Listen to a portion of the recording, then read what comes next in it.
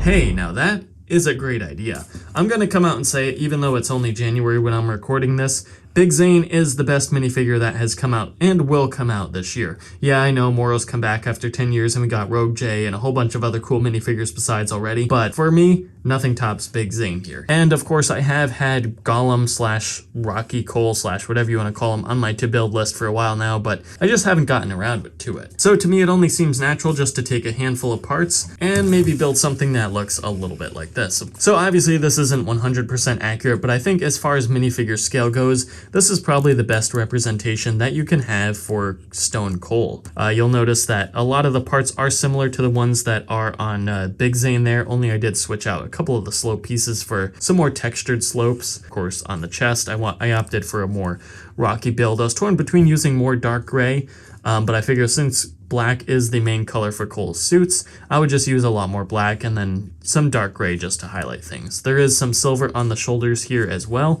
I did that to match up with the helmet. This helmet actually comes from Overwatch, but I think it looks pretty close to what Cole has in the show, at least compared to a lot of the helmets that are available now.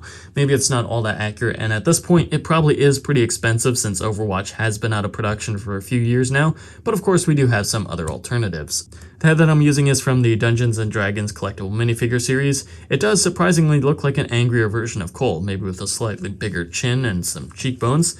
There's also a happier version as well, but I don't think that's going to be very appropriate for Cole in battle mode here. But yeah, if I didn't have the Reinhardt helmet, I would probably just use Cole's standard mask from Dragon's Rising.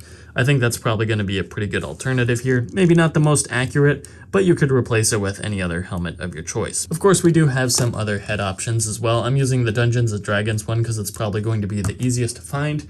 Of course, you could use the old classic Airjitsu Cole head. The reason why I didn't choose that one as the main one is because the eyes on it are a lot fainter than on the other heads, so it doesn't give as much contrast and stand out as well when you put the helmet on. The other alternative is to use Cole's dragon form head back from Crystallized. I think that one might still be floating around in the wild, maybe. I didn't choose that one because the translucent head is just a little bit too dark inside the helmet, and I really don't think it looks all that good inside of the mask either. Of course, if you don't have any of those and you don't want to get too fancy, you could also stick with the standard Cole's head from Dragon's Rising. It's not the most creative choice, but if you're going to stick with the standard mask, I think it probably looks the best out of all the other options. And if you want to see what it looks like with the Reinhardt helmet, well, again, maybe not the best. I think if you're going to use that one, you may as well just opt for this head. But yeah, those are just a couple of the options that you can use. As far as building tutorials go, you shouldn't need one.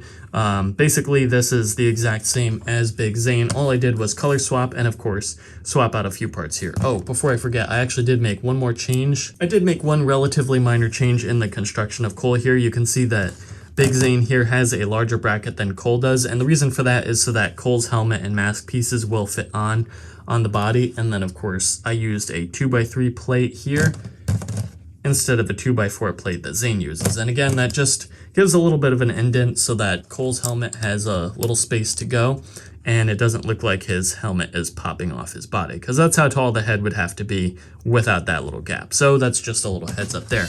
Otherwise, like I said, I will put a part list in the description. If you follow the instructions for Big Zane, which are available for free on the LEGO customer service website, you should have no problem in putting this guy together. And if you're wondering about the tile in his chest, that's just the symbol Cole uses after the Sons of Garmadon wave.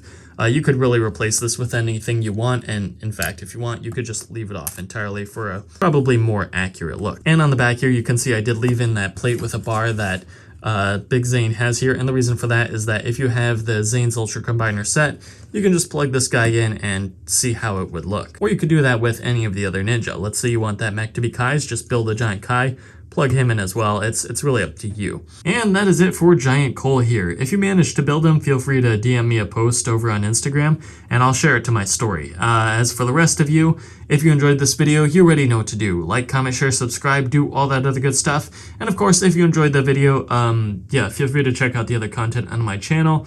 Like, comment, share, subscribe. What else is on the checklist? Man, I had a good ending for this too and it completely slipped my mind.